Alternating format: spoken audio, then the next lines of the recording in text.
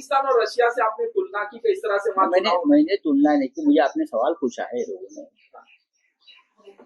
क्या कहा कि ये जीत कैसे हो गई। मैं मानता हूं ये लोकतंत्र की जीत नहीं है, जरूर है मोदी शाह की जीत, ये लोकतंत्र की जीत नहीं है। जिस तरह से पश्चिम बंगाल हो या और राज्यों में एसआईआर के माध्यम से लाखों वोटर्स का नाम काटा गया, इनको वोटिंग का अधिकार नहीं मिला, लाखों लोगों का। ममता बनर्जी का डिफरेंस कितना है? 11 लाख का है। जय पराजय में 11 लाख का डिफरेंस है मेरे हिसाब से, और लगभग 90 लाख वोट काटे गए।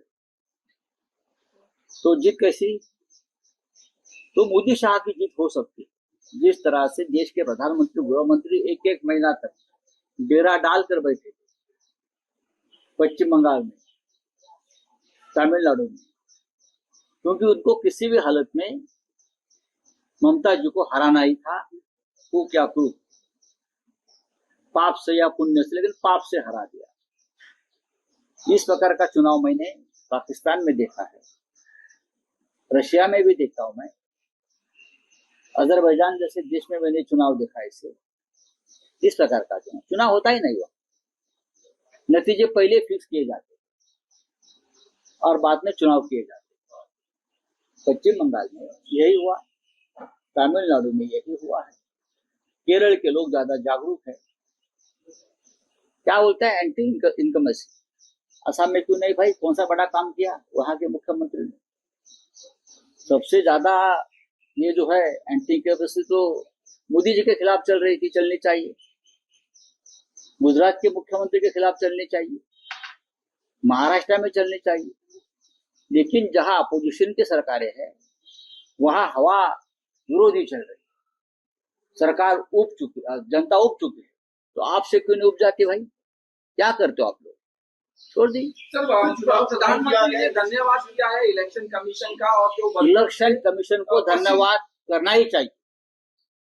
और जो गणेश कुमार जी है उनको इंडिया गेट के सामने लाकर उनका बीजेपी ने सत्कार करना चाहिए, सम्मान करना चाहिए, और उनको भारत रत्न भी देना चाहिए, और नोबेल पुरस्कार के लिए उनका नाम भी आगे भेजना चाहिए। जिस तरह से चुनाव आयोग ने काम किया है देश में, अभी के चुनाव आयोग ने, लोकतंत्र नहीं है उसमें, लोकतंत्र और निष्पक्ष चुनाव नहीं कहते उसको।